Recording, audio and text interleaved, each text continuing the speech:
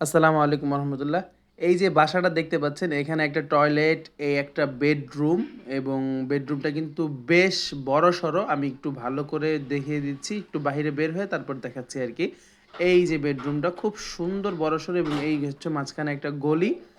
আর গলি দিয়ে একটু সামনে গেলেই হাতের ডান সাইডে আরও একটা বড় সড়ো বেডরুম। দেখেন প্রত্যেকটা বেডরুম কিন্তু খুব সুন্দর এবং খুব বড় সড়ো। ভিতরে একটা আলমারি, একটা শোকেস, একটা খাট, একটা বড় ডিপ ফ্রিজ, তারপরে জায়গায় খালি। আর এই কর্নারে আরও বড় আরেকটা বেডরুম আপনারা দেখতে পাচ্ছেন। এখানে পুরো সোফা সেট রাখার পরে বড় একটা 6 ফিট বাই 7 ফিটের খাট রাখার পরে টেবিল রাখার পরেও কিন্তু বেশ কিছু জায়গা খালি।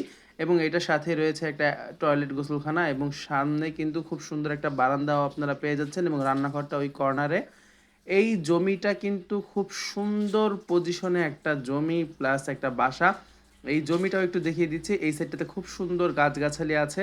আপনারা কিন্তু চাইলেই খুব সুন্দর একটা পরিবেশ কিন্তু এখানে পেয়ে যাচ্ছেন। চারো সাইডে কিন্তু বাউন্ডারি করা এবং এইখানটায় একটু ভালো করে দেখেন, খুব সুন্দর কিন্তু বাসাটা। আমি যদি একটু সুন্দর করে দেখাই, এইখানে কত সুন্দর করে দেয়াল দিয়ে একেবারে উপরে ছাদ পর্যন্ত দেয়াল দিয়ে এই বাসাটা করা।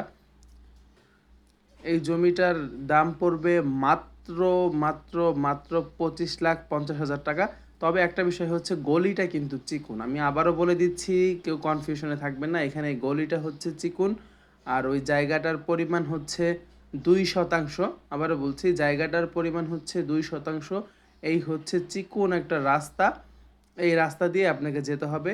আর সামনের পরিবেশটাও কিন্তু খুব সুন্দর। এখানে আশেপাশে প্রচুর বাসাবাড়ি আছে এবং এগুলো কিন্তু রুম ভাড়া হয়ে যাচ্ছে। এই যে পরিবেশটা খুব সুন্দর আশেপাশে।